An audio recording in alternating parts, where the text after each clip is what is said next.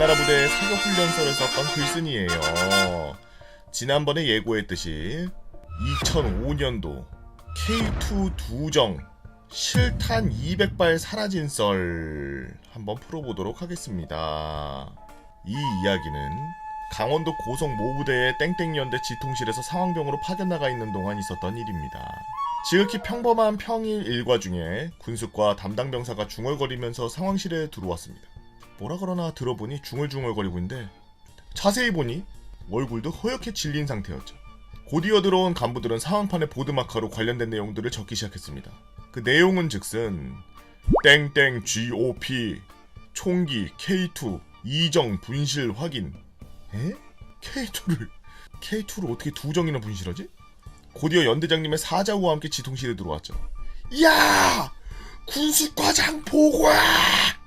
이후 지통실의 내용은 기밀이었으니 생략하고 병사 입장에서 이런 일이 생기면 어떻게 상황이 되는지 썰을 풀어보도록 하겠습니다. 자, 상황 1번. 외출, 외박, 휴가, 통제, 저녁 통제. 저녁 통제? 외출, 외박, 휴가는 그렇다 쳐도 전역자들에게 전역 명령이 떨어지지 않고 영내 무한 대기가 떨어집니다. 이분들의 전투력은 말년 휴가를 나가지 못한 김병장의 전투력을 뛰어넘죠. 전역 대기자 전투력 5000. 참고로 이분들은 전역일을 넘어서 군복무를 한 것이기 때문에 2005년도 기준 하루 5, 6만원 정도 일당을 받았다고 알고 있습니다. 이 사건이 해결되기 전까지 2, 3개월가량 걸렸는데 사건이 터진 게 10월이었고 1월, 2월에 전역하면서 대학교 복학 예정이었던 사람들은 나쁘지 않은 경험이었다라고 생각했던 것 같습니다. 뭔 소리야. 10월에 일이 터졌는데 3에서 4개월 동안 전역이 미뤄졌다고?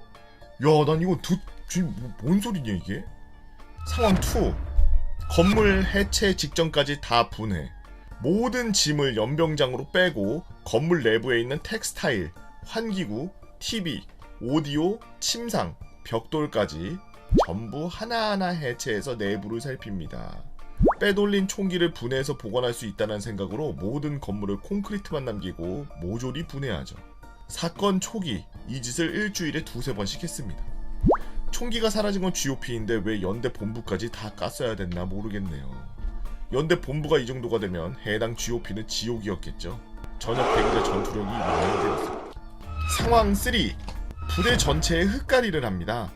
실제로 새로운 흙을 교체하는 게 아니라요, 여기저기 땅을 다 파헤쳐봅니다. 간부들도 땅을 판다고 총이 나올 거란 기대는 안 하지만 매일 상급 부대에서 진척 상황을 보고해야 됐기에 시켰던 것 같습니다. 전역 대기자 전투력 이용. 상황 4. 진돗개의 발령. 총기가 어제 사라진 것일 수도 있으니 만일의 사태에 대비해 제한된 인원이 목진지를 점령합니다. 그 외의 인원들은 부대 내에서 해체쇼를 이어가던 중 어느 날 방송에서 사이렌이 울립니다.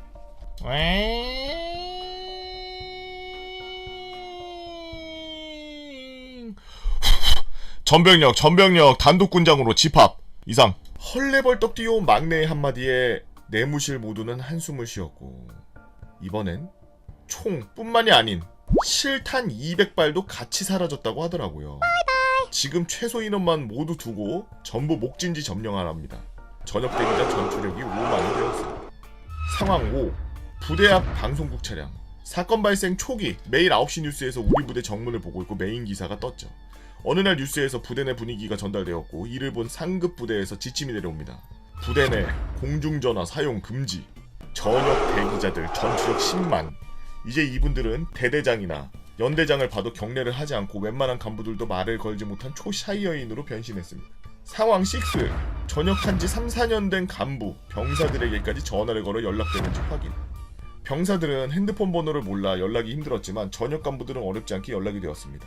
전화를 걸었을 때 당황하지 않는지, 현재 뭐 하는지 등을 물어봅니다. 전화를 받지 않거나 미묘한 당황함이 느껴지면 용의선상에 즉시 올리게 되었죠. 아주 오래전 일이 있었던 일이라 생각나는 건 이 정도였네요. 그때 개복원님 방송이 뜰지 알았으면 미리 글로 좀 기록해둘 걸. 너무 아쉽네요. 아, 그래서 사라진 총기는 어떻게 됐냐고요? 전역한 지 2, 3년 된 부사관이 군생활 중에 총기를 빼돌린 거였고 군 수사관들이 해당 인원의 집에서 사라진 실탄 전부와 K2를 찾을 수 있었습니다. 아니 뭔 씨만이야 이거. 어떻게 2, 3년 동안 총 실탄이 사라진지 몰랐냐고요? GOP 부대 교체 시마다 3개월 정기적으로 총기 탄 수량을 조사해야 됐지만 어느 하나 제대로 한 놈이 없었던 거죠. 이 사건으로 인해 연대장 포함 여럿이 불명예 전역한 걸로 알고 있습니다. 이 글이 채택된다면 훈련 중에 연대장실 폭발한 썰 풀어드리겠습니다. 콜라 사탕님께서 올려주신 썰랑썰레였습니다. 아니 총 갖고 나와서 뭐 하려고? 총을 K2 총하고 탄 200발을 들고 나오면은 뭐 하려고? 사람한테 쏠라고? 뭐 하려고 저 짓거리를 했지? 좀비 사태 때 써야 된다고요? 좀비 사태 때 다시 저 전역 간부입니다. 다시 입대하겠습니다. 그래서 부대 들어가서 다시 군 생활하면 되는 거 아니야? 굳이? 민간인이 됐는데 굳이 총을 들고 다닌다? 어차피 예비군 좀비 사태가 일어나던 전쟁이 나던 예비군한테까지 총 다 지급될 텐데. 하긴 그 옛날에 장군님이 한 분이 얘기한 거 보니까 여러분들 그 최근에 그 타이타늄 슬리퍼 저 때는 그런 슬리퍼가 없어서 맨날 탈깍탈깍거리면서 다녔는데 여러분들은 슬리퍼 절대 찢어지지 않는 슬리퍼 받았다면서요? 그거를 보급하게 해주신 장군님이 예편하고 이것저것 썰을 풀어주시는데 우리나라의 총이 항상 준비되어 있는 예비군까지 다 해서 300만인데 100만 정이 안 된다 하더라고요. 100만 정 정도밖에 안 되라 그래서 나머지는 총이 없대요. 예비군은 300만인가 되는데 총이 없다? 총을 빨리 찍어내야 되지 않을까요? 전부 다 포함해서 100만 정이 안 된다는 걸 말씀하시는 걸 보면서 아니 결국에는 보병들이 싸워야 되고 보병들이 총을 들고 탄을 갖고 싸워야 되는데 총이 100만 정밖에 안 되는 게 이게 말이 되나? 진짜 전쟁 나면은 뭘 들고 싸우라는 건가? 짝대기 들고 싸울 건가요? 국방부에서는 다른 거 저거 넣는 것도 좋은데 그 전쟁 무기 개발하고 이런 것도 진짜 좋아요. 저는 개 밀덕이면서 애국자로서 나라가 점점 더 강해지는 거를 더 원하지 약해지는 걸 원하지 않거든요. 근데 거기서 조금만 떼가지고 총만 조금 더 만들어주세요. 총 그래도 부서지고 뭐 바로 교체할 것까지 해서 넉넉하게 예비군 300만 쓰고 넉넉하게 한 50만 정에서 100만 정 정도는 추가로 좀 더 있어야 되지 않겠어? 솔직히 민방위들도 다 총 쏠 줄 알고 그러는데 총만 있으면은 전투력 배배로 증가하는데 총이 없다? 그거는 좀 아닌 것 같아요. 저도 그 장군님의 말대로 총이 좀 있어야 된다고 생각합니다. 그리고 총 훔쳐간 이 부사관은 깜방에 있을까요? 아직까지도? 나왔지 싶은데 이 정도면은 군대 깜방 갔다가 민간 깜방 갔으려나? 모르겠네. 약간 속 시원한 어쨌든 해결은 돼서 사이다인 것 같은데 약간 그 몇 년형을 선고받았는지 뭐 이런 것들에 대한 추가 자료가 없어서 혹시 찾아볼까요 한번? 제가 한번 찾아보고 여러분들한테 말씀드릴게요. 잠깐만. 2005년 GOP K2 실탄. 뭐 그런 얘기는 없는 것 같네요. 총알이나 총 같은 거 잘 확인을 해야 되겠죠. 우리는 부대에서 매일매일 근무자들 거 확인하고 그랬는데 아마 조금 귀찮은 작업이긴 해요. 그게 좌상탄인지 몇 발 들어있는지 이런 거. 어떤 사람들은 뭐 탄을 은닉했다 이런 사람들 보면은 2발 빼놓고 좌상탄만 맞춰놓는 거야. 그리고 나중에 근무 다 끝나고 총알 개수 몇 개인지 이렇게 빼가지고 이렇게 세는데 세보면 2발 베이거든? 그럼 난리 나는 거야. 근데 그걸 안 세고 피곤하니까 야 맞지? 담당 병사 믿고서 맡겼는데 담당 병사 그냥 대충 보고 좌상탄 좌상탄 이상무 그리고 이러고 넘어가고 이거 며칠째 하면은 나중에 2발 얻어갔는지 어디 갔는지 모르게 되는 거지. 그런 경우도 있고. 총과 총알이라는 거는 총알 한 발에 사람 목숨 하나 없어진다고 생각하라고 군대에서 항상 그렇게 교육받았거든요.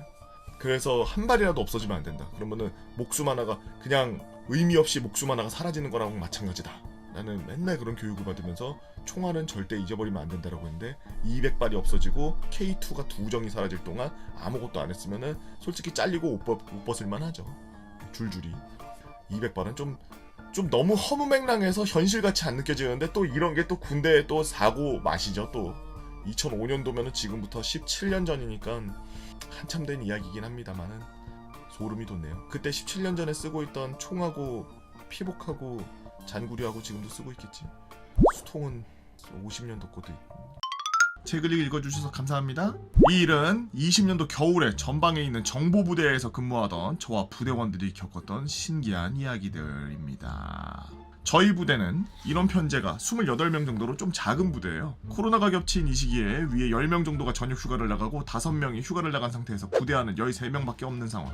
이 중에서도 9명은 당직과 현행작전으로 인해 불침번을 설 수 없는 상태. 그렇게 4명이서 불침번을 서기 어려워지자 저희 중대장님에게 건의를 드렸는데, 저희가 생활하는 곳은 1층인데 모든 현관문을 쇠사슬과 자물쇠로 걸어 잠그고 복도와 현관에는 CCTV가 있어 당직병이 CCTV를 지켜보는 게 대부분이었기에 불침번을 휴가자가 복귀하기 전까지는 중단하는 게 어떠냐라는 건의를 했습니다. 하지만 중대장님께서는 싫어 라고 하셨죠. 추운 겨울 하루 22시부터 06시 30분까지 복도에서 불침번을 서는 풀침번이라는 게 생겨났고 4명이서 끝나지 않는 불침번이 시작되게 되는데, 위 그림은 제가 복무했던 부대의 단면도입니다.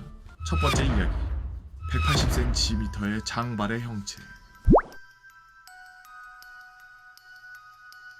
제가 있던 부대의 불침번은 모든 진입로가 잠겨있어 대부분 생활관에서 화장실로 이동하는 인원만 파악하기 때문에 대부분 그림에 보이는 1번 위치에 있는 창고와 복도 사이에 있는 창틀에 기대서 불침번을 서는 게 국룰이었고, 풀침번이 시작되고 시간이 지나 시간은 새벽 2시, 내복을 입고 양말을 2겹이나 신고 외피와 핫팩을 2-3개씩 터트려도 사라지지 않는 한기가 온몸을 뒤덮으며 추위를 덜어보고자 창고 쪽을 바라보고 창틀에 손을 올려서 상체를 숙이고 몸을 비틀고 있을 때 갑자기 온몸을 훑는 듯한 냉기가 소름 끼치게 퍼져왔습니다. 저는 문득 추운 공기가 있는 복도에 누군가 생활관 문을 세게 열고 나와서 바람이 살짝 불었나 생각했지만, 생활관 문의 경첩이 살짝 녹슬어서 1에서 6 생활관 사이에 문이 열린다면 끼익 소리가 나야 되는데 아무런 소리가 나지 않았던 걸 기억하는 걸 보면은 문은 열리지 않았고 그로 인해 뒤를 돌아볼 수가 없었습니다. 그렇게 저는 창고 쪽 창문만 바라보고 있었죠. 그리고 경직된 상태. 한 30초가 지났을까요? 뒤에서 인기척이 느껴지더라고요. 근데 이 인기척의 크기가 너무나 이상합니다. 저희 부대 내에는 지금 시간에 여성 간부가 없을 뿐더러 키가 180이 넘는 사람도 없었을 때죠. 하지만 제가 닿은 느낌은 키가 한 190은 되는 사람의 장발의 머리카락이 제 어깨에 닿아 있는 느낌이 들었고, 제 심장은 엄청나게 뛰고 숨쉬지 못할 이 압박감에 눈을 감고 가만히 있을 수밖에 없었습니다.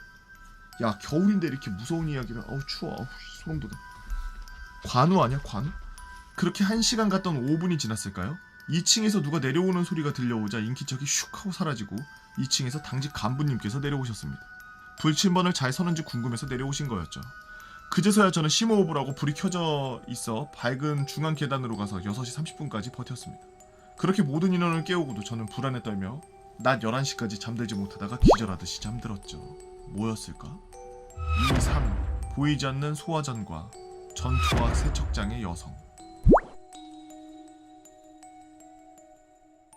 2, 3번 여기래요. 전투와 세척장하고 주차장이 있는데 여기.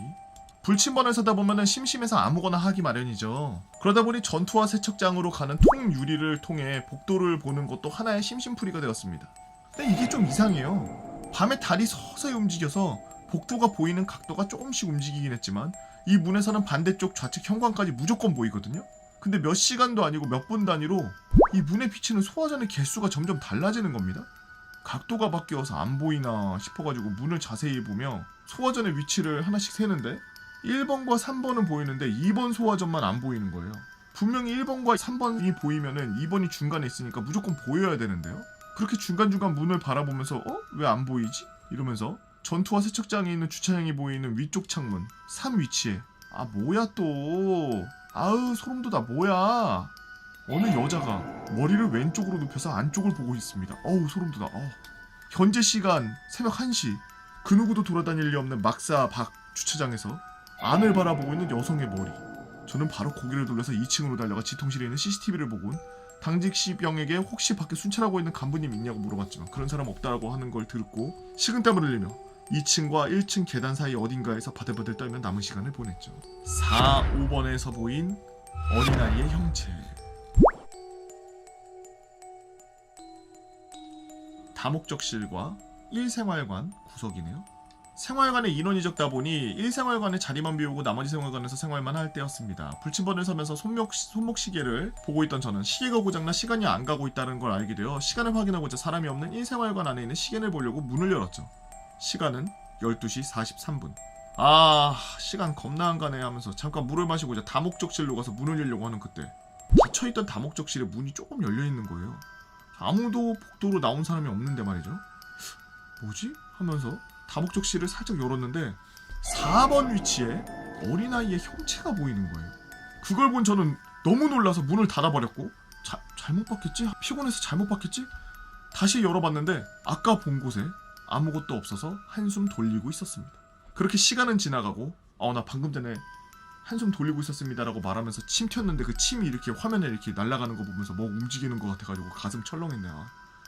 너무 무섭네. 이거 왜 이렇게 이야기가 무섭네. 그렇게 시간이 지나가고 시간을 다시 확인하고자 1생활관 문을 열었을 그때 이번에는 5번 위치에 아까 다목적실에 있었던 어린아이의 형체가 보였고 저는 너무나 놀라서 중앙복도 끝으로 달려갔습니다. 그 이후 저는 다른 생활관의 문을 열어 시간을 확인하였고 다행히 다른 생활관에는 그 아이의 모습이 보이지 않았고 시간을 확인하며 나머지 불침번을 지셀 수 있었습니다. 아니 어떻게 22시부터 06시 30분까지 근무를 서? 당직병이야? 야 책도 없이 당직병은 책이라도 읽고 뭐 밖에 나가서 한 바퀴 돌고 오기라도 하고 그러지. 중간 대화. 휴가를 갔던 인원들이 몇몇 돌아오고 불침번이 정상적으로 가동되기 시작했습니다. 취침 소등 이후 생활관 인원들과 이야기를 하던 때 저는 무서운 이야기를 하나씩 해보자며 위에 겪었던 이야기를 꺼내자 시끌벅적하던 생활관은 매우 조용해졌습니다. 저는 장난으로 야 자냐? 무서? 이렇게 말을 꺼내자 생활관에 있던 인원들이 하나둘씩 말을 꺼내는데 나온 말은 충격적이게도 저와 겪은 일을 똑같이 겪은 인원이 8명 중에 6명이나 되는 거였습니다. 서로 이상한 취급받을까봐 말하지 못했던 게 저를 필두로 알게 되었고 모두 소름 끼친다며 재밌는 얘기냐 하자면서 노선을 변경하였죠. 그날 이후 저희는 불침번을 설 때 무조건 중앙 계단에 서는 게 국룰로 바뀌었고 아무도 불침번 때 우측 복도를 바라보지 않게 되었습니다. 귀신 들린 생활관. 이 이야기는 제 이야기가 아닌 육생활관에서 생활하는 동기들의 이야기입니다. 육생활관은 현행 작전 생활관으로 TOD 같은 정찰 임무를 맡은 인원들이 생활하는 생활관이죠. 이 이야기는 12월 13일날 시작됩니다. 12월 13일 한 번도 가위를 눌려본 적 없던 동기가 처음으로 가위를 눌려 숨을 헐떡이고 깼는데 동기는 근무하는 게 너무 힘들어서 그런가 하고 다시 잠들었다고 하네요. 14일날 잠을 자던 동기는 또 가위에 눌림을 깼습니다. 주위를 둘러본 동기는 후임 한 명이 깨어있는 걸 보고 야 잠 안 오냐? 라고 물었고 아닙니다 자다가 깼습니다 안녕히 주무십시오 하고 다시 잠들었고 동기도 다시 잠에 들었죠. 15일 또 잠을 자고 있던 동기는 가위를 눌리며 잠에서 깼고 주위를 둘러봤는데 3-4명이 안 자고 그 자리에 앉아있는 걸 봤습니다. 동기는 야 얘들아 안 졸려? 하고 물어봤고 A는 가위 눌려서 잠에서 깼습니다 라고 답했고 앉아있던 3-4명을 제외하고 생활관 8명 전부 잠에서 깨어있었고 모두 가위가 눌려 깼다는 걸 알게 되었죠. 그렇게 심상치 않는 걸 느낀 동기는 다음날 불침번을 서는 B에게 혹시 우리 잠들고 11시쯤 생활관 한번 봐줄 수 있냐고 물어봤고 B는 알겠다고 고개를 끄덕였습니다. 16일 밤 11시 불침번을 서던 B는 육생활관으로 들어갔습니다. 근데 그때 소름이 끼치는 광경을 목격하는데 8명 모두 뭔가를 보고 놀란 것처럼 누운 상태로 이러면서 소리만 지르고 있는 겁니다. 놀란 B는 생활관 인원들을 전부 흔들어 깨웠고 모두 깨어났을 때 악몽 꿨냐고서 물어봤지만 돌아온 대답은 잘 자고 있는데 왜 깨웠어? 대답을 들은 B는 생활관 인원들에게 방금 있었던 일을 말해줬죠. 육생활관 인원들은 모두 소름이 끼쳐 그날 잠을 새고 말았습니다. 다행히도 이날 이후 이들은 가위에 눌리거나 이런 일을 다시 겪지 않았습니다. 글 쓰는 게 몇 번 안 돼 번잡하고 이상하게 적혀있지만 읽어주셔서 감사합니다 라고 소리192님께서 써주신 써랑썰레였습니다. 너무 재밌는데요? 너무 잘 쓰셨고 다음에 또 기회가 되면 재밌는 이야기 많이 써주세요. 안녕하세요 개보건님. 이 썰도 100% 실제로 겪은 거였고 MSG 칠 줄 모르니까 있는 상황 그대로 적겠습니다. 때는 초등학교 5학년. 그때 저희 초등학교는 전교생이 6,000명 정도였고 어휴 한 학년당 13에서 14반까지 있던 학교였죠. 이야 요즘 초등학교 뭐 한 학년에 50명 있고 이렇던데 6,000명? 제가 제일 많은 반수 있었을 때가 12반인가 11반인가 있었던 걸로 기억하는데 저는 국민학교에서 초등학교로 넘어올 때였거든요. 한 반에 한 60명 정도 있었어요. 한 반에 60명. 학교 주변이 좀 못 사는 동네여서 양아치도 많고 무서운 형들이 담배 피면서 싸우는 게 늘상인 동네. 저는 그때 한부모 가정이었기 때문에 유복하지 않은 생활을 하기 시작했습니다. 어렸을 때도 말이 없고 늘 무표정으로 지내느라 친구도 거의 없었죠. 휴대폰도 컴퓨터도 없었고 놀이터에서 맨날 아무 생각 없이 그네만 타면서 놀고 있었습니다. 해당 사건은 정확히 기억나는데 날씨 좋은 6월 2일이었습니다. 날씨가 덥지도 춥지도 않고 따뜻한 햇살에 살랑살랑 바람이 부는 그런 기분 좋은 그런 날이었나봐.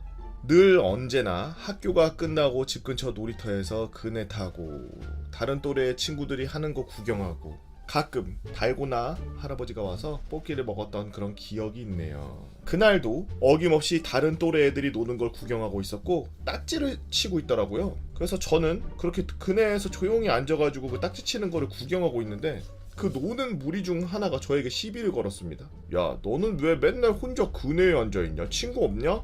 그렇게 무슨 말을 해야 될지 모르겠어서 입을 열지 못하고 있는데 언제 뒤에 온지 모를 애가 저를 밀치더라고요. 그렇게 저는 앞으로 꼬꾸라졌고 갑작스러운 일이라 얼굴을 그대로 모리에 쳐박았습니다. 근데 뒤에서 밀었던 애가 미안한지 저보고 괜찮냐고 하는 겁니다. 저는 눈에 모래가 들어간 건지 오른쪽 눈이 너무 따가웠습니다. 그래서 일어나면서 오른쪽 눈이 너무 아파서 눈물을 펑펑 흘리고 있었죠.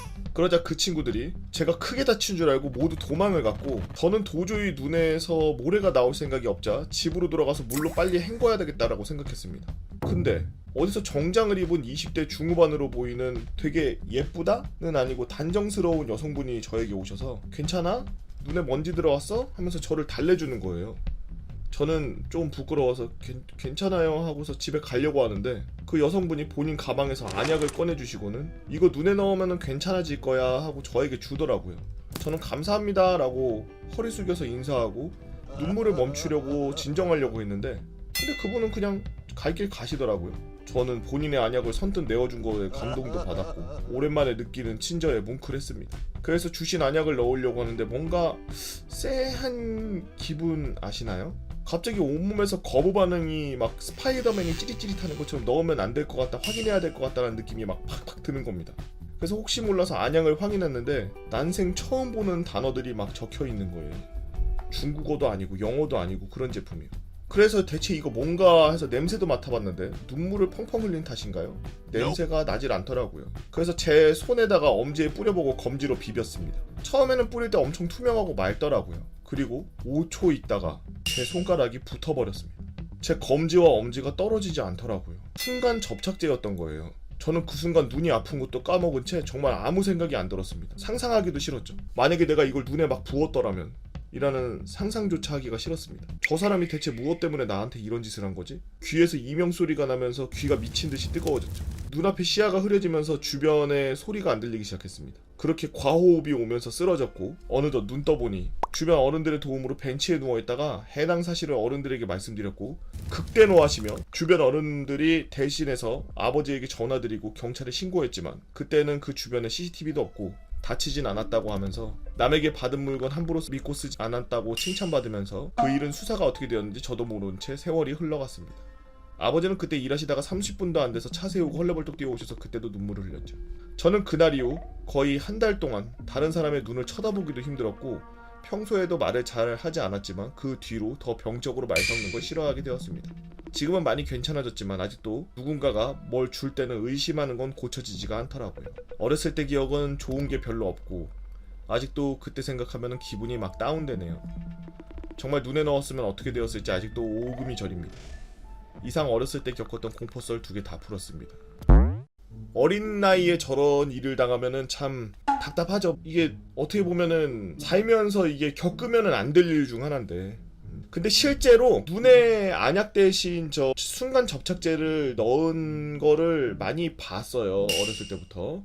옛날에는 안약이랑 순간 접착제랑 크기가 비슷해서 할머니들이나 할아버지들이 그런 거 안약인 줄 알고 넣으시고 이래가지고 눈 그 다치시고 이러는데 병원 가서 그냥 그 아세톤 같은 걸로 이렇게 해가지고 그래서 눈꺼풀을 우선 띄는 작업을 하고 그리고 과하게 이렇게 긁거나 과하게 막 이렇게 해가지고 뜯으려고 하면은 오히려 피부가 상한다고 그렇게 못하게 하고 안구 이렇게 깨끗하게 저거 하고 밖에 이렇게 좀 묻어있고 이런 거는 그 자리에서 바로 안 띄더라고.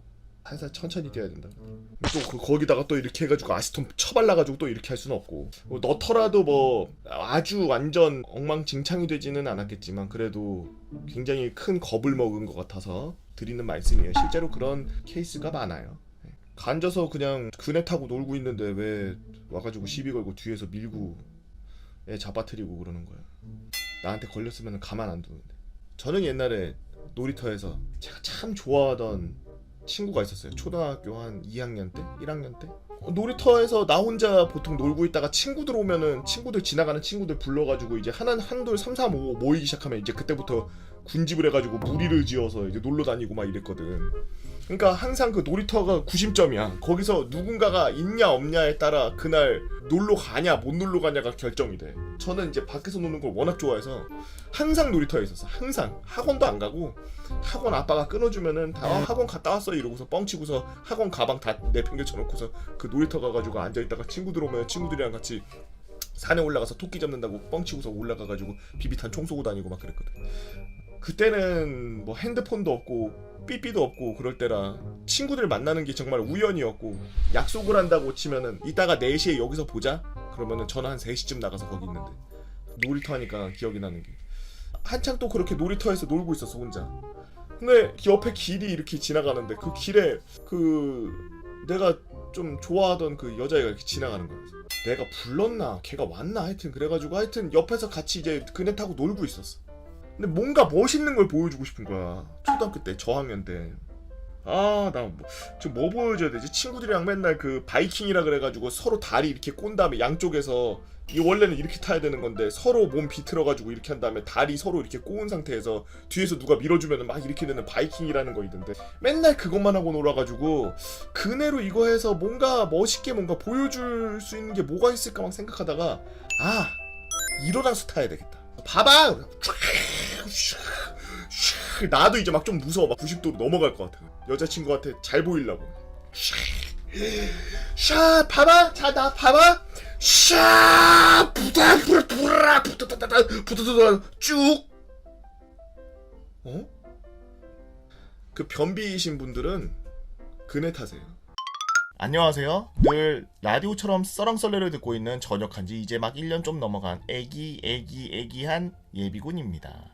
특히 공포썰을 재밌게 많이 봤어요. 저도 공포썰 보다가 생각나는 것이 있어 이렇게 한번 적어봅니다. 저는 원래 최전방 갈 생각이 전혀 1도 없었지만 미리 군대가 있었던 친구 녀석이 지어피는 휴가가 많아서 개꿀이야 라는 말을 듣고 냉큼 신교대 때 지원해서 GOP로 간 1인입니다. 물론 가고 나서는 땅을 치고 후회했지만요. 지역이 지역인 만큼 연천과 철원 뭐 그 사이가 제 근무지였는데 이곳은 백마고지라 불리는 곳이었습니다. 아는 사람은 아시겠지만 이곳은 전쟁이 자주 일어난 곳이기도 했고, 그래서인지 특히 무연고지, 누가 고인이 됐는지 모르는 무덤들이 많았습니다. 하여튼 저는 이곳에서 경계병으로 배치되어 근무를 하게 되었죠. 본 썰을 시작하기에 앞서 군필자, 특히 최전방 근무하시는 분들은 아시겠지만 이곳에서 근무하는 방식은 간단합니다. 근무했던 팀은 대기 초소로 들어가고 쉬고 다시 들어가고 대기 초소 들어가고 쉬고 뭐 이런 식으로 패턴으로 8시간을 채우는 것이죠. 이게 말로만 들어서는 쉽지 대기 초소하고 고가 초소하고 거리가 4km쯤 됩니다. 매우 가파르고 험악하죠. 이 두 초소 사이에 사람들이 근무를 서지 않은 빈 초소들이 존재합니다. 하지만 그 빈 초소에도 만약의 사태를 대비해서 통신 장비들이 전부 설치되어 있죠. 사실 근무 때는 이 통신 장비보다 무전기를 많이 씁니다. 사실은 그 방식이 더 좋은 방법이죠. 직접 초소에 들어가서 연결하기보다는 번거롭지 않으니까요. 하지만 이 통신 장비를 쓸 때는 특정 구역에서는 무전기가 전혀 터지지 않는다는 단점이 있었습니다.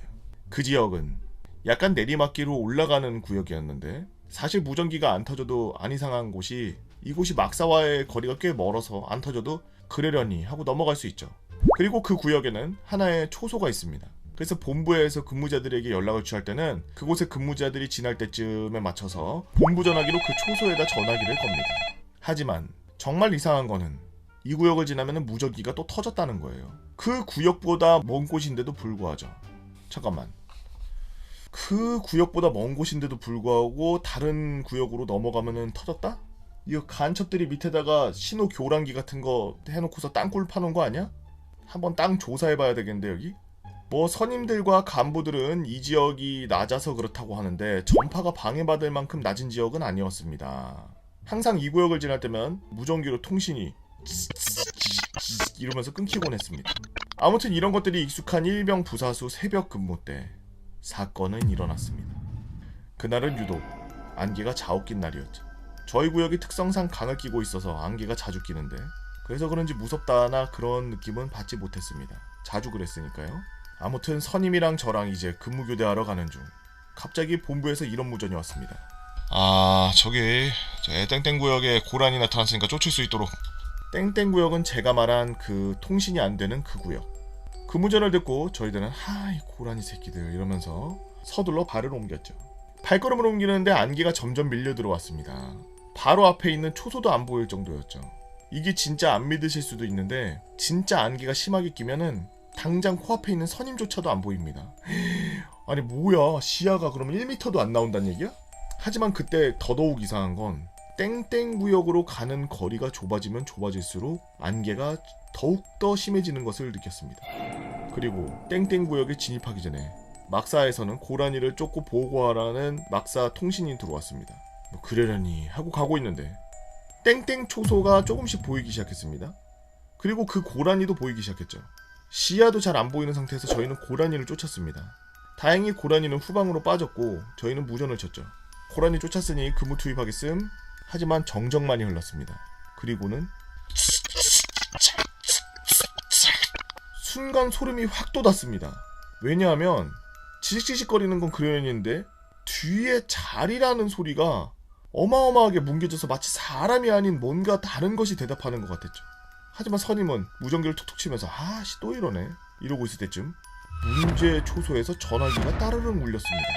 저희는 본부에서 전화가 왔음을 직감했죠. 저랑 선임은 그 초소로 올라갔습니다. 자, 여기서 잠깐 이해가 안 되시는 분들을 위해서 말씀드릴게요. 이 지금 고라니를 쫓으러 갔었던 그 위치가 있는 초소는 무선 통신기가 작동을 안 하는 지역이래요. 항상 거기는 무선 통신기가 작동을 안 했기 때문에 거기를 지나갈 때는 초소로 본부에서 전화가 온다고 합니다.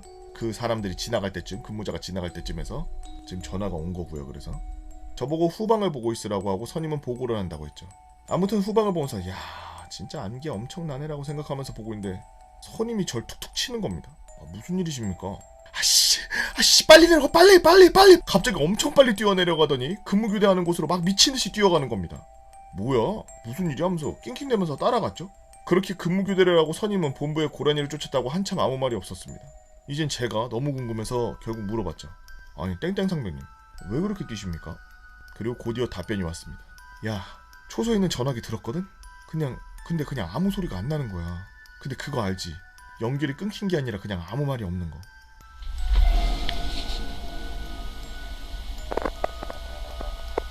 근데 나는 뭐가 잘못됐나 하고 후레시켜서 모기 전화기 선을 봤다?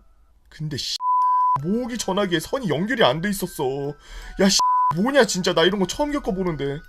그 소리를 듣고서 너무 닭살이 돋았습니다. 모기 전화기라는 초소에 있는 전화기는 유선 전화기거든요. 2개의 선을 연결해야 되는데 연결이 전혀 안 돼 있었다는 겁니다. 곧이어 이런 말을 했습니다. 야 그리고 내가 여기서 보고했잖아. 본부에서 무전기 안 울렸다는데? 미친 무전한 적도 없대. 그럼 그날 울렸던 전화는 뭘까? 그날 연결이 된 것처럼 아무 말 없었던 그때는 무슨 일이 있었던 걸까요? 아직도 그날 일이 생각하면은 소름이 너무 돋습니다. 아무튼 이렇게 이야기는 마무리돼요. 사실 그렇게 무섭진 않지만 전 무서웠어요. 나도 소름 돋는데. 반응이 좋으면은 군대에서 월북하려던 사람 잡고 보니 살인자였던 썰, GOP 분란 썰, 크리스마스 이브 날 귀순자 잡을 뻔한 썰 등 한번 풀어보도록 하겠습니다. 라고 흑백사진가님께서 올려주신 썰랑썰레였습니다. 제가 군대에 있을 때 정말 초소에 대한 이런 공포가 정말 어마어마해요. 저도 항상 이런 공포 얘기가 나오면 하는 얘기지만 초소에 허병장이 있어가지고 허병장들 그냥 마네킹에 그 나무 총 들려놓고서 전방보게 돼 있는데 뭐 고개 막 돌아가 있고 누가 장난쳤는지 모르겠지만 새벽에 동초 돌고 있는데 모가지 돌아가 있고 막 이러면은 깜짝 놀래고. 전 진짜 제일 싫었던 게 제일 진짜 당직 부사관일 때. 이제 군대 안 가신 분들을 위해서 간단하게 설명하자면 육군 같은 경우에는 병사가 밤에는 부사관의 역할을 해요. 그게 당직 부사관이라고 하는데 분대장급만 합니다. 초록색 견장 차고 있는 걸 이제 지휘관자들만 주는데 그 친구들만 새벽에 돌아가면서 당직 부사관이라는 걸 서요. 그럼 원래는 당직 부사관이랑 당직 사관이라고 하는 부사관들 원래 같이 그 동초라고 하는 부대 외곽을 돌아야 되는데 보통 군대는 부대를 숨기기 위해서 산속에 있어요. 그러다 보니까 첩첩산 중에 올라왔다 내려왔다 올라왔다 내려왔다 하는 산을 오르락 내리락 몇 번을 해야 되니까 굉장히 가기 싫어하고 막 귀찮아해, 당직 사관들은. 그러다 보니 당직 사관이랑 갈 때가 되면 깨우잖아. 그러면은 너가 혼자 갔다 와 이래. 그거 왜 혼자 갔다 오라 그러냐면 사인해야 되거든. 네가 나 대신 사인하고 와 이래. 그럼 혼자서 그 동초를 돌아야 돼. 새벽 3시 4시. 달도 없어, 빛도 없어. 진짜 미쳐. 혼자서 동초 다 도는데 한 40분 걸리거든요. 산속을 후레쉬 하나만 갖고서, 그 등도 없어. 동초라는 걸 알리면 안 되기 때문에 동초에는 전기가 안 들어가요. 아무것도 없고 그냥 산길이에요. 그러면 여름엔 여름대로 막 거미줄하고 막 스산하고 막 기분 이상해서 짜증나고, 겨울은 너무 조용해서 무서워. 그 나는 진짜 지금도 너무 트라우마인 게 밤인데 산속 들어가는 게 너무 무서워. 막 노래 부르고 막 별짓을 다 해도 너무 무서워요. 진짜 내 발자국 소리가 벽이나 돌 같은 데 튕겨서 나한테 다시 돌아오는데 그게 약간의 시차 딜레이가 있어서 마치 좌자적 뒤에서 누가 나 따라오는 것 같은 소리 막 들리기도 하고, 정신적으로 약간 막 이렇게 몰입되면서 미쳐버려 막 사람이. 그런 경우들도 많고 했지만 정말 이런 일은 좀 특이하네요.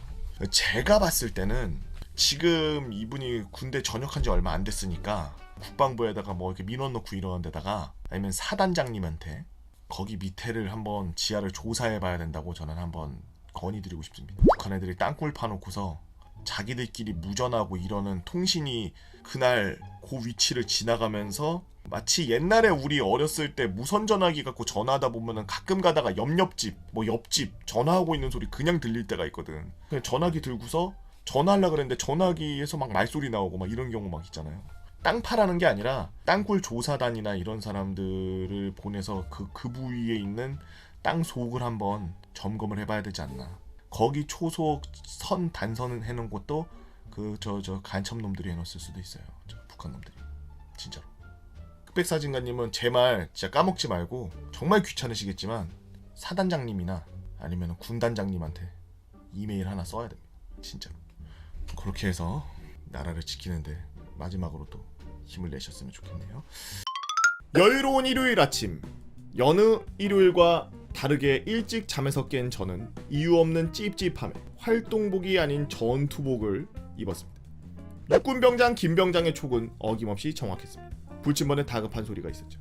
김땡땡 병장님, 관사로 빨리 차 대기시키랍니다. 전투화를 신는 도중에 다급한 발자국 소리와 함께 나타난 일찍 사령 작전과장 김땡땡 소령, 심상치 않은 눈빛으로 땡땡아 관사로 빨리라고 말씀하셨습니다. 순간 저는 본능적으로 방탄헬멧을 들고 어젯밤 늦은 복귀로 인해 내무반 앞에다가 주차해놓은 제 차로 뛰었습니다. 전속력으로 관사에 도착하니 군 생활 내내 처음으로 연대장님께서 먼저 나와 계셨습니다. 야 땡땡아, 땡땡땡 대대로 빨리 가자. 차량으로 20분쯤 걸리는 거리였습니다.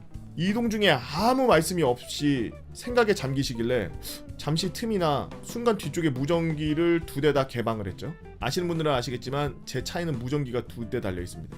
왜 본인 차에는 2대의 무전기가 달려 있죠? 자존감이 쩌시네. 저희가 어떻게 알죠 그걸?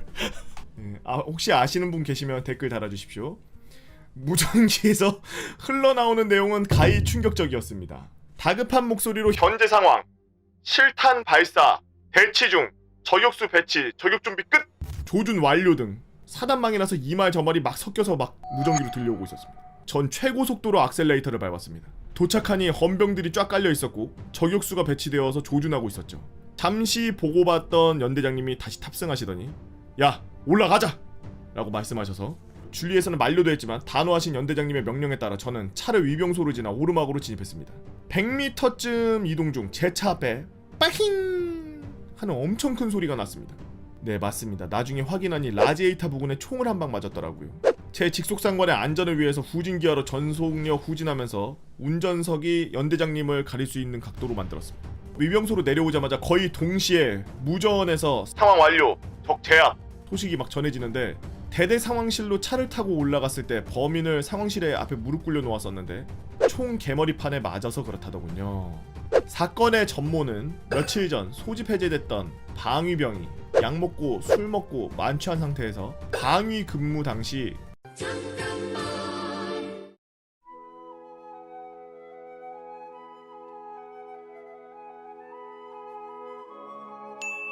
예비군 야간 사격 때 빼돌린 미상의 실탄 몇 개를 들고 근무하던 부대를 찾은 겁니다. 방위요? 이게 도대체 몇 년도 썰이야 이게? 예비군 관리대 특성상 현역이 몇 명 없는데 그나마 몇 명이 파견 등으로 인원이 부족하자 현역들은 상황 근무만 서고 위병소를 방위병으로 세운 것부터 사건이 시작이 된 거죠. 같이 근무하던 방위병 고참이라고 위병소를 통과했고 위병소 통과 후 탄약고로 가니 2명이 근무해야 할 탄약고 근무에 교대자 안 온다고 고참병은 내무반으로 교대 근무자 깨우러 가고 그러니까 2명이 서 있어야 되는데 고참이 내무반에 교대 근무자들 깨우러 갔다. 방위였던 이등명 혼자 근무하다가 버려둔 총 뺏기고 그 총에 실탄, 기존 근무자 탄창에 있던 공포탄 10발까지 섞어서 탄창을 채운 겁니다. 쏘는 놈도 이제는 이게 실탄인지 공포탄인지 모르는 상태였던 거죠. 그대로 한 명은 인질이 되었고 그 상황이 일요일 새벽 4시였습니다. 다시 좀 전으로 돌아가면 상황실 도착한 연대장님께서 대대 일직사령을 복도 처음부터 끝까지 원투 스트레이트로 미친듯이 퍼버벅 때리면서 연타를 날리시고 있는 겁니다. 네가 대한민국 장교야! 이놈 새끼가! 이때는 이유를 몰랐는데 다시 새벽 4시형으로 돌아가면 인질범이 인질을 잡고 상황실로 이동 중 일직사령을 정면에서 마주쳤다는 겁니다. 일직사령은 근무 시간에 조깅한다고 운동복 차림으로 뛰다가 마주쳤는데 범인은 약과 술에 취한 상태였고 한 손에 인질, 한 손에 소총, 조준도 잘 안되니까 충분히 제압이 가능한 상태였는데 그 장교는 튀어버립니다. 곧바로 현역 내무반에 가서 자고 있는 애들 고작 2-3명 있었는데 야 저 새끼 잡아! 이러니 현역병들은 방위병들 싸우나? 이러면서 나오는데 그놈의 총뿌리를 들이대면서 다 들어가! 하자 현역병들도 꼼짝없이 내무반에 갇히고 그놈이 바로 옆에 상황실로 가니 일직사령은 상황실 안에서 문 잠그고 문고리 잡고 있었는데 이놈이 최초 발포를 했답니다. 다행히 안에서 문고리 잡고 있던 일직사령의 왼팔을 계속 살짝 스치기만 했죠. 이러는 사이 내무반에 있던 현역들이 창문을 넘어서 탈출했고 마침 월요일부터 시작되었던 동원 예비군 관리할 선발대로 한 개 분대의 병력이 본관 건물에 들어와 있었고 땡땡 사단 선임하사에게로 가서 사단으로 보고를 하고 사단 지휘받아서 탄약고 열고 실탄 지급해서 일단 부대 밖으로 못 나가게 하라는 명령을 수행했습니다. 그 사이 6본까지 보고가 들어가서 사살 명령까지 내려온 상태였고 저격수가 배치되었는데 제 차가 올라가는 그때 인질범이 총을 발사하는 순간 인질로 잡혀있던 방위병이 빈틈을 노려 인질범의 총을 밀치고 인질범을 노리며 본관 캐노피에 잠복 중이던 현역병사가 인질범을 덮치면서 총검술로 배운 개머리판으로 때려를 완벽하게 시전한 것이죠. 무슨 언제 군대야 이거. 나중에 부대는 5부 합동검열을 받고 난장판이 되었지만 일단 사상자가 없으니 다행이었습니다. 이상 요즘은 상상할 수 없는 30년 전 어느 당나라 예비군 관리대대의 사고였습니다. 저도 군생활 동안 실탄장전하고 실제로 실탄장전하고 있는 실제 병력을 수송해봤던 사람으로서 저 때도 큰 사고가 터져서 가해자 피의자 걔를 잡으려고 정말 잠도 안 자고 우리나라 방방곳곳을 다 돌아다녔거든요. 물론 너무 후방으로 빠졌을 때는 이제 작전이 전환이 돼서 그쪽으로 넘어가긴 했지만 이쪽 경기도 쪽부터 해서 충청도 충북 쪽 입구까지 제가 운전을 해서 계속 왔다 갔다 했던 걸로 기억을 하는데 저런 상황이 그냥 봤을 때 그냥 영화처럼 별로 긴장감 없이 이렇게 지나가는 것 같지만 정말 언제 어디서 총 맞아 죽을지도 모르겠다라는 생각이 드는 순간 몸이 덜덜덜 떨려요. 그냥 제가 옛날에 유튜브에도 올렸던 에피소드이긴 합니다만 거기다가 여담을 좀 붙이자면 이제 어디선가 차량이 발견이 돼요.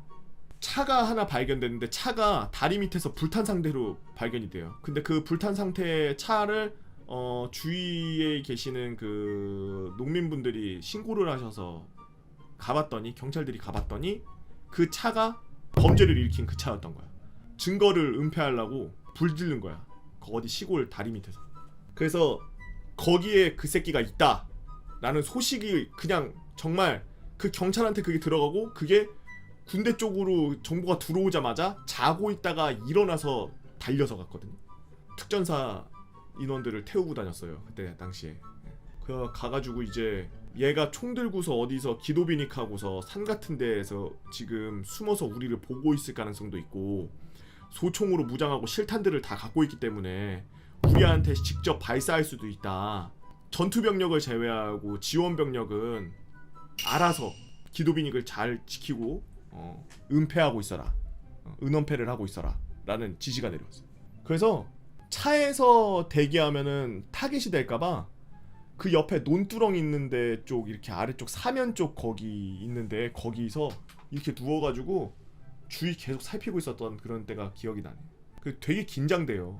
어디서 쏠지 모르니까. 물론 스코프가 없어서 그 막 몇 킬로가 되고 몇백 미터가 되고 이런 데에서 쐈을 때 정확하게 꽂히지는 않겠지만, 만약에 난사하는 눈먼 총알 같은 거에 몸에 뚫리기라도 한다 그러면은 소총으로 맞으면은 저지력이 장난 아니거든.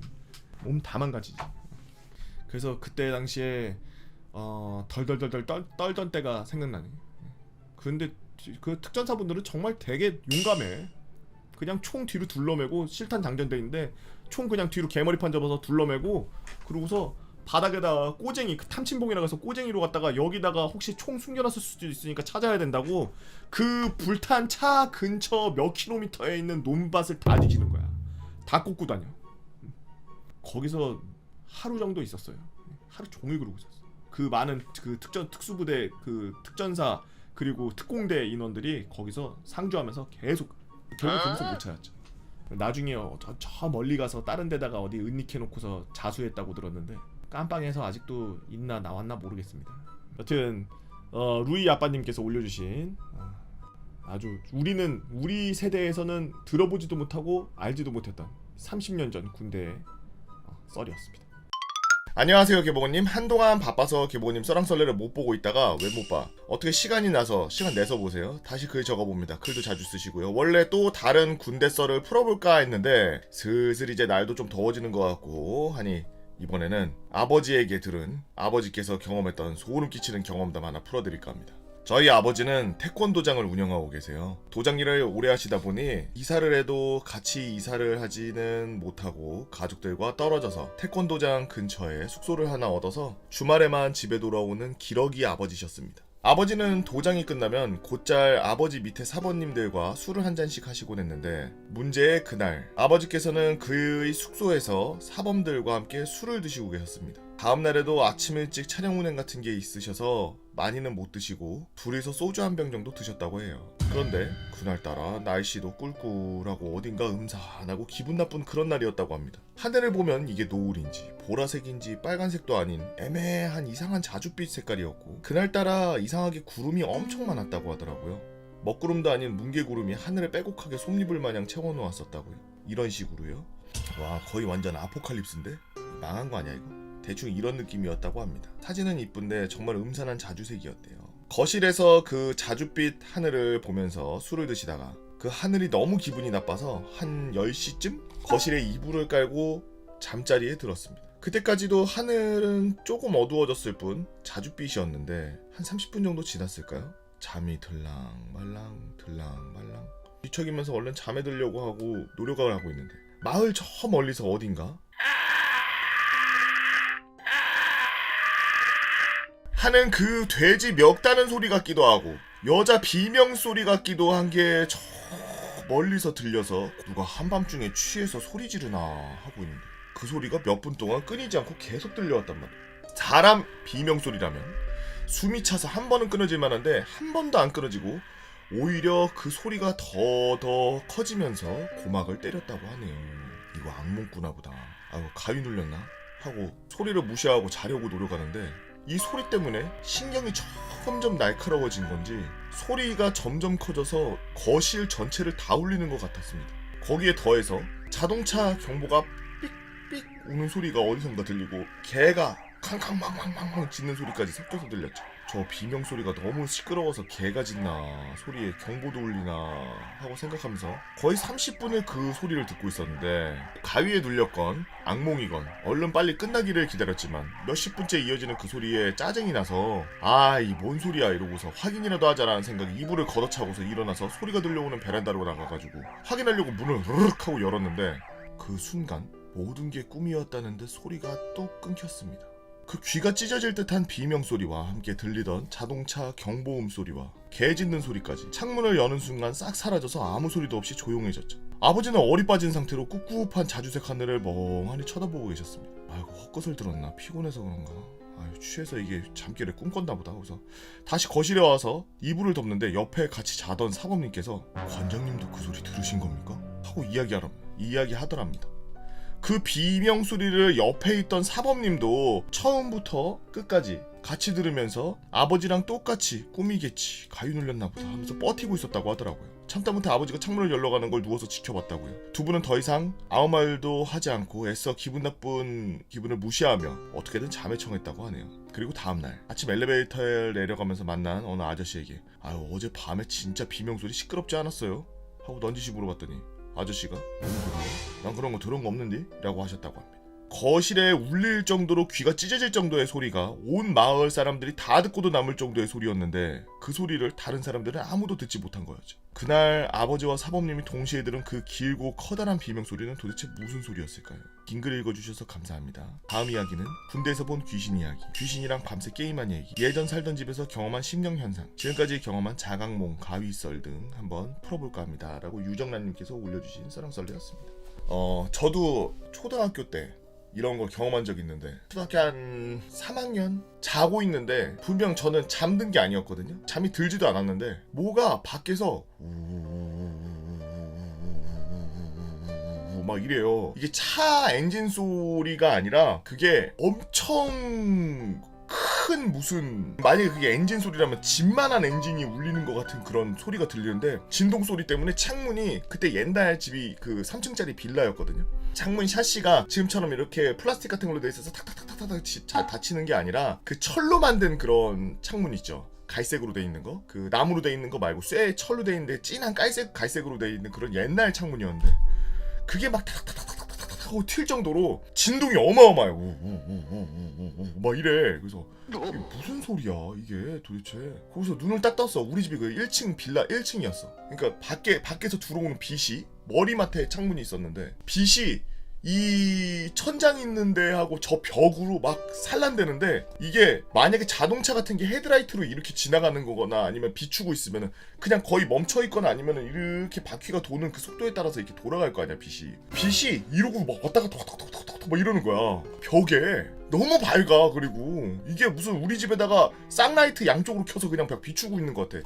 그리고 그때 당시에 제가 초등학교 3학년 때니까 2000년도도 아니죠. 94년도 뭐 93년도 뭐 이런 때인데 HID라 그래서 백색 등, 그러니까 주광등이라 그러죠. 하얀색 등. 그런 HID나 그런 걸로 이렇게 하얀색으로 쏘는 것도 아닌데 하얀색이야. 그냥 하얀색으로 벽에 뭐에 빛이 걸렸는지 1층이니까 아마 나무였겠지? 막 이렇게 산란되듯이 확 이래. 그러면서 소리가 계속 나. 한 10분 동안. 너무 이상한데 이게 뭐지? 근데 일어날 수가 없는 거야. 무서워서. 뭔지 모르겠으니까. 근데 그때 당시에 제가 집이 좁아서 할머니랑 형아랑 같이 잤어요. 그래서 안방에서. 할머니랑 형아랑 같이 이렇게 자고 있는데 아무도 안 일어나. 자고 있어. 나만 누워서 그거 보고 있더라고. 너무 무서워가지고 그러고 있다가 나중에 갑자기 그 우웅 소리가 옆에 길이 없어. 빌라들이 한쪽 면은 완전 닫혀있고 이렇게 E자형으로 이렇게 들어갔다 나왔다 하게 돼 있어요. 빌라들 사이사이를. 뭔지 알죠? 한쪽 면은 이렇게 막혀있고 거기 담벼락이고 빌라가 이렇게 가로로 길게 생긴 거야. 우리 집 같은 게 호수가 6개였어.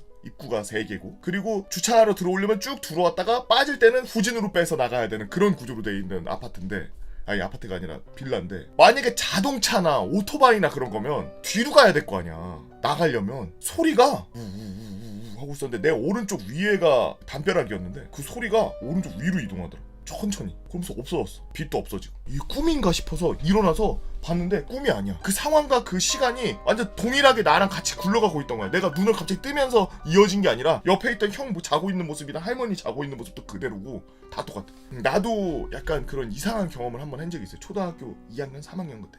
UFO가 아니었을까. 왜 나만 느꼈지? 아무도 못 느끼고.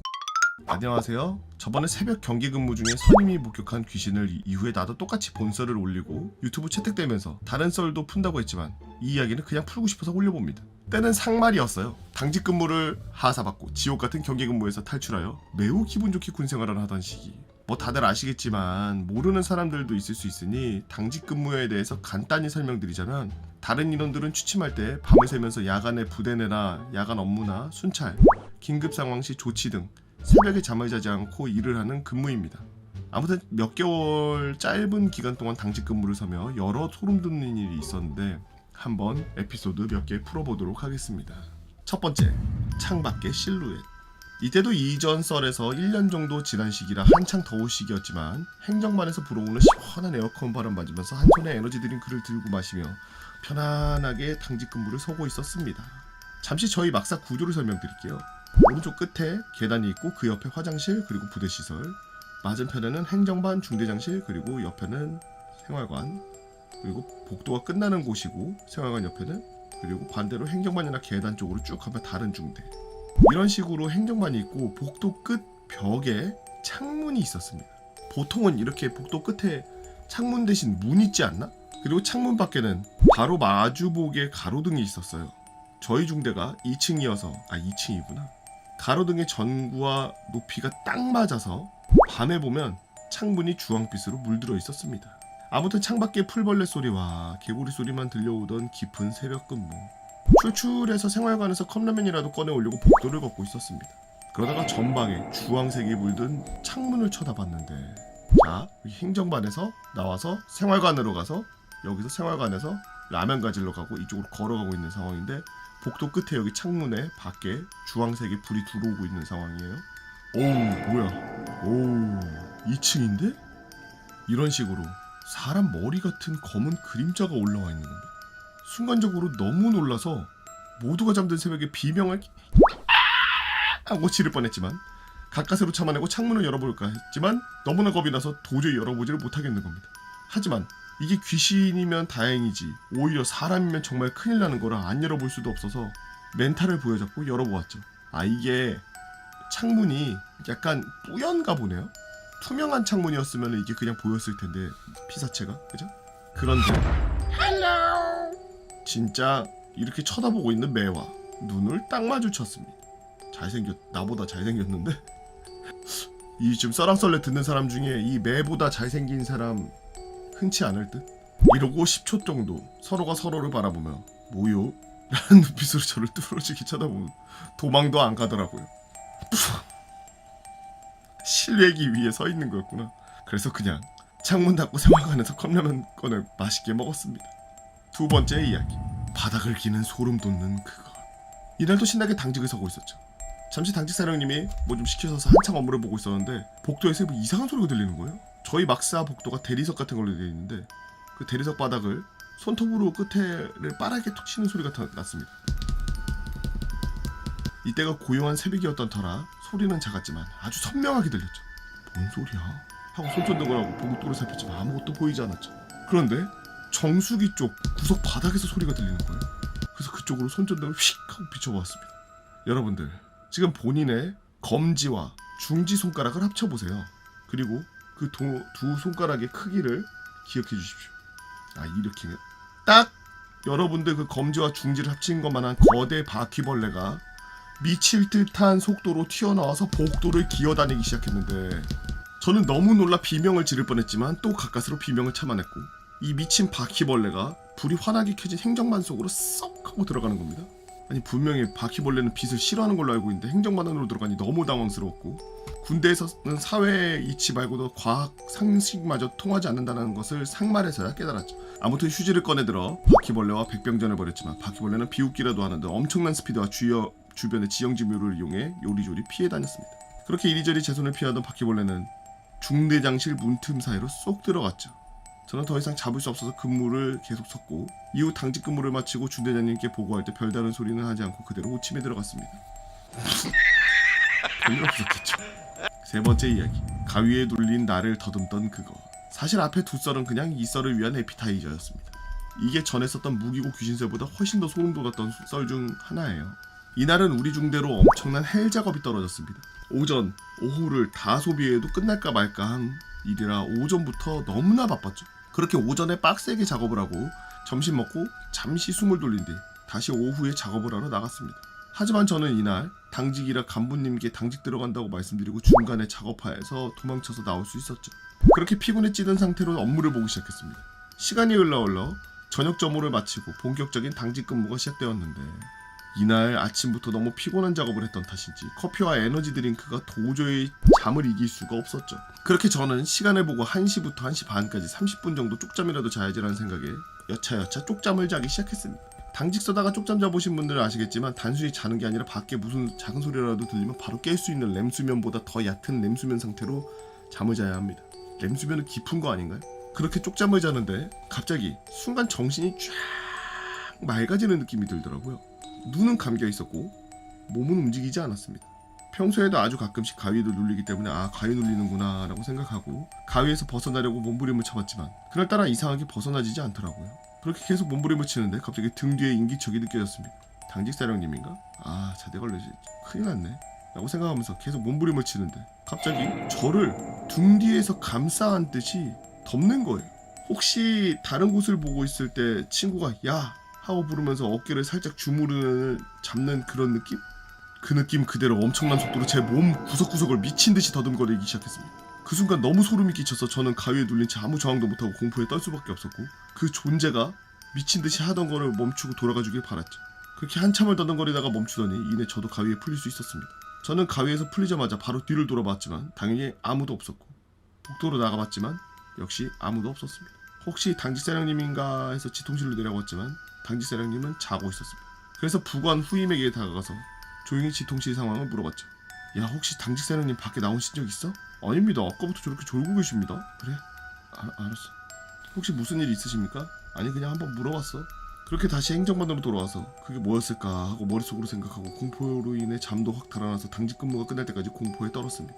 근무가 끝나고 오침에 들어갔고 오침 끝나자마자 새벽에 겪은 그 일을 검색했더니 귀접과 비슷하더라고요. 그날 새벽에 제 몸을 막 만지던 그건 뭐였을까요?